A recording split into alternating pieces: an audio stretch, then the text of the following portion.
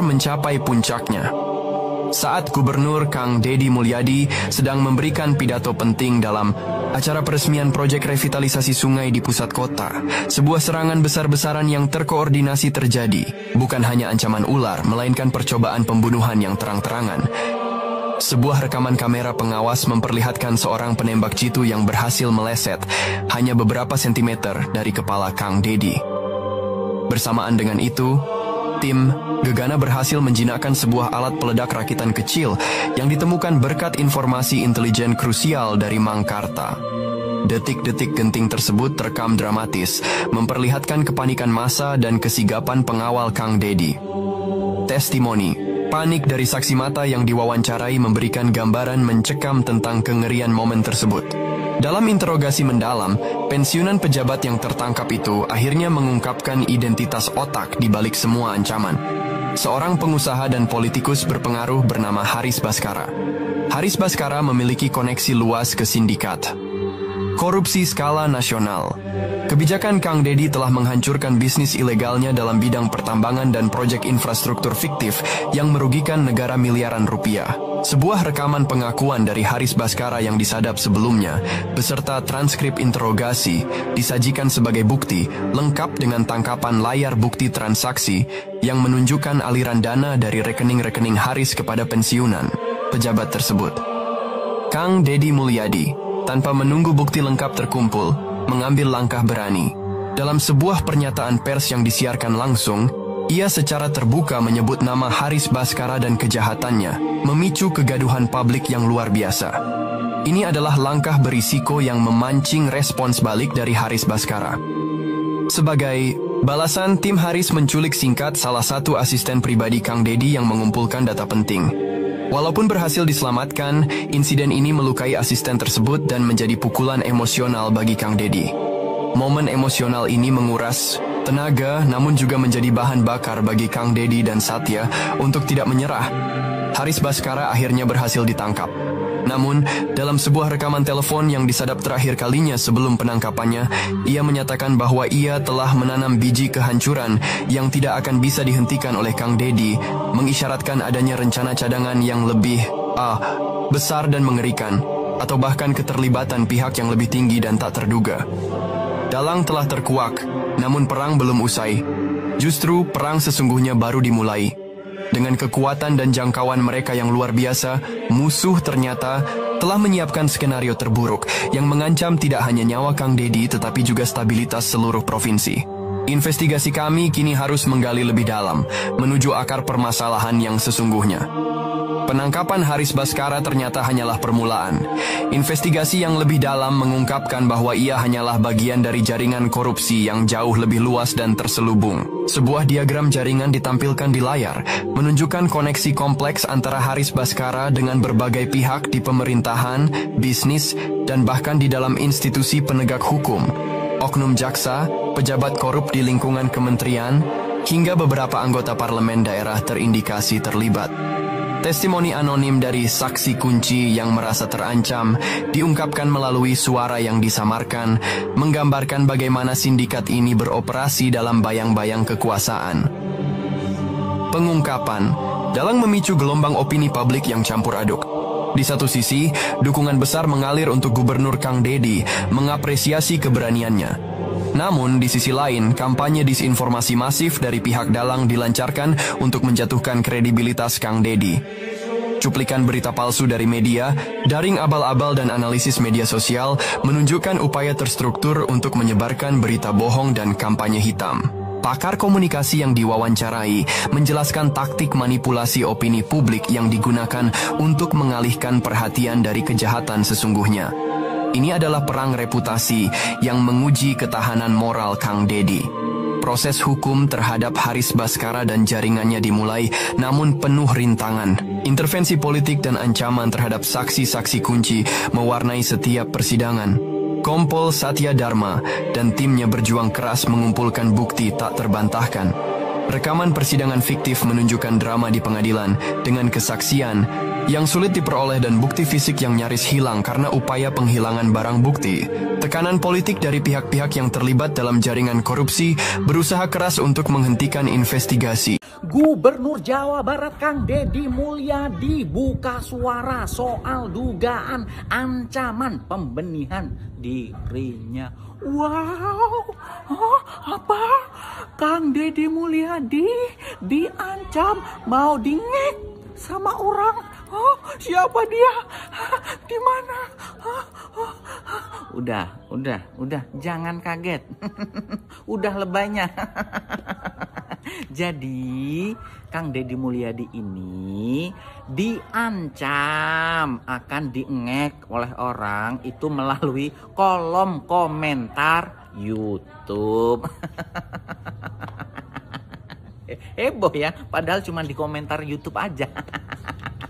Kalau seperti itu media juga seharusnya memberitakan saya dong ya. Karena saya mengkritik-kritik pemerintah ini, itu banyak yang ngancem, DM macem-macem ya, terus komentar macem-macem, apalagi saat live, diancem macem-macem. Sudah takut. Media beritakan saya lah, jangan Kang Deddy aja. Malah yang mengancam saya itu lebih banyak. Kok saya heran ya ketika saya mengkritik pemerintah, padahal yang saya lakukan itu sesuatu hal yang wajar. Karena apa? Rakyat itu membutuhkan pemerintah yang baik, pemerintah yang bersih, jujur, ya, tidak korup. Nah, rakyat itu harus protes terhadap kelakuan-kelakuan para pejabat yang nggak baik itu. Tapi kenapa malah saya diserang? Ada ya rakyat, masyarakat yang membela koruptor, rakyat yang membela oknum-oknum nakal, rakyat yang membela pejabat-pejabat nggak bener. Ada ya? Ya Allah. Udah kayak gini nggak perlu diberitakan, orang cuma di kolom komentar aja, nggak secara langsung. Saya di kolom komentar, di DM, di telepon, di live, semuanya dah. Ya udah ya, jangan lebih ya. Sempurna. Jadi doser, jadi Rahul, beko anjing. Napikeun ka detik ayeuna candi bayar. Jangan bayar. Bororah mayar, ye. Bororah mayar, kepastian ge teu puguh. Betul. Ieu uing kabeh urang Subang, Kang. Teteh ieu aing urang Subang.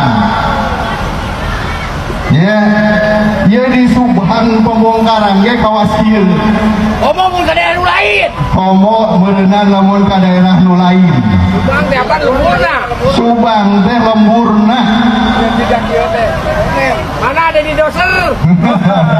Ganti di Asana. Assalamualaikum warahmatullahi wabarakatuh. Sampurasun untuk masyarakat Kabupaten Subang, khususnya para pedagang yang ada di Jalan Cagak, yang saya mendengar hari ini katanya sedang ada yang mau unjuk rasa ke kantor Pak Gubernur.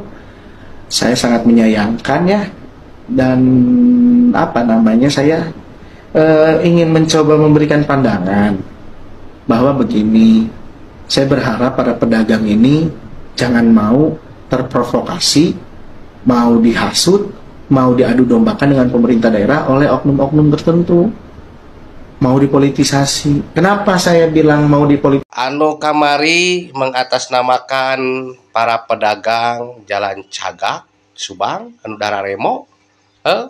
Eta mah lain pedagang, da pedagang nama ieu ye geus diberean, geus dibere. Ya. disebutkan ini kontena beak, no, sudah. Bahkan bangunan-bangunan anyar. Hiji oge Allah dari bikaina 2 minggu leuwih. Tuh digantian tuh tinggali. Coba. Potong tuh, Bangga. Tuh hari ini penggantian yang jongkok hari Senin ya, yang dibongkar ya. Jadi tuh lihat. Ada uangnya tuh. Ya. Jadi tongsok yang sentimen tuh para lah. Gantian tuh tinggali digantiannya. Kade, cek saha teh digantian. Sok kemana wae ngacapruk tuh pas lagi ayat tuh Bu Camat ya. Jadi diganti. Pemerintahan moal dolim ka rakyatna. Nuhun ka Bupati ya. Nah, iya anu TikTok teh, anu TikTok nah ayeuna digantian ya. Ada ya. Nuhun Pak Bupati, nuhun Pak Gubernur. Terus digantian, cek saat mau digantian, gelo-gelo teh pemerintahan siga gitu. Wah, tanggung jawab pemerintahan. Ya. Ieu Ma Iyam anu nangis teh tah harita keur dibongkar. Alhamdulillah nyama digentosannya. Alhamdulillah digentosan. Nuhun Bu Camat, nuhun. Bah, sok Bu Camat enak. Digentosan. Bu Pak Bupati. Foto dan sep.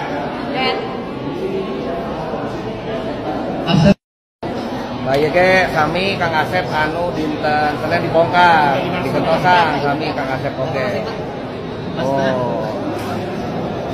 Ieu mah warung nasi, karek nasina jualan terus dibikeun kan Satpol PP nya. Da dibayaran tapi alhamdulillah nya teh. Nah, dibayaran ku Asep. Duh ya aing teu ngarti pola pikirna kumaha ya jelema. Ting itu nu parinter teuing ya, ting aing nu bodoh. Maranehna demo nepi ka turun ka jalan nagih naon teh janji ti bapak aing atau Kang Deddy Mulyadi tentang pengalokasian tempat baru jeung uang tunggu nepikeun ka ngademo ka gedung sate. Hai maraneh teh dek minta kompensasi atau hayang pamer, hayang viral ye, hayang disorot. Ye, bapak aing atau Kang Deddy Mulyadi teh geus barager ka maneh mere kompensasi. Walaupun acan oge ye kerek dijanjikeun. Da kudu aya prosedurna maraneh memelihara rusuh. Teu sarabaran. Kumaha ye lamun pamarentah anu minta kompensasi ke maraneh? Maraneh teh dagang dicicing di tanah negara. Hai mayar uang keamanan teuing ka saha. Terus teh sewa tempat teuing ka saha. Komo aya nu ngomong nepi ka naon? Cenah geus dagang dinya 20 tahun. Kumaha mun negara minta kompensasi ka maraneh? Komo takkan geus 20 tahun. Bisa maneh nanggungna? Nih anjing teu sarabaran pisan. Maraneh mah lain minta keadilan anjing komo nyebutkeun naon atas nama Jawa Barat. Jawa Barat nu mana kumaha diwakilan? Mutnya Jawa Barat kabeh teu naon teu puas ku naon gawe bapak aing atau Kang Deddy Mulyadi anu naon teh anu demo ka gedung sate. Moal sakitu anjing eta masa desa ge moal aya. Atas nama we itu ieu maneh mah kayak mun naon giliran teu dibere we kayak geura da maraneh kan geus demo ya geus teu kudu meureunya maneh mah baru untuk naon butuh kompensasi geus teu butuh minta we tah ka koordinatorna anu ngarajakan maraneh eta ka gedung sate jeung demo mentana ka dinya. Tambah lagi nih peluru yang diarahkan ke KDM ya. Setelah kemarin dilaporkan ke Bareskrim atas kebijakan siswa yang masuk barak, terus DPRD yang ingin KDM lebih ngajak DPRD buat diskusi untuk melakukan kebijakan-kebijakan yang ada di Jawa Barat. Dan sekarang yang terbaru adalah para pedagang nanas ya di Jalan Cagak Subang yang kemarin 2 minggu kemarin itu digusur dan kemarin digerakkan untuk berdemo di Hari Lingkungan Hidup di depan gedung sate. Gak tahu LSM atau ormas mana yang ngegerakin, yang pasti udah 3 tuh yang kelihatan ya, yang istilahnya KDM dijadikan sasaran tembak gitu. Gak tahu kenapa kita juga harus berpikir ya positif ya, bahwa mungkin inilah resiko yang bisa diambil sama pemimpin-pemimpin yang memang bergerak untuk rakyat gitu, mengambil kebijakan untuk kepentingan masyarakat gitu. Makanya gak heran kalau banyak pejabat-pejabat, entah itu bupati bahkan kepala desa, itu gak bisa bergerak seluas KDM ya. Kalau kita lihat gitu, mungkin baru satu-satunya KDM yang bisa bergerak luas gitu tanpa takut dia dibully, dia dilaporin, atau mungkin secara politis dia dihujat gitu, atau mungkin tidak terpilih kembali gitu. Jadi makanya resiko itu harus diambil gitu. Mumpung KDM masih bisa, ya kita doain aja semoga KDM tetap sehat, tetap berjalan di jalurnya, nggak usah terlalu diambil pusing. Kita cuma bisa berdoa aja semoga Jabar menjadi provinsi yang diidam-idamkan oleh semua orang.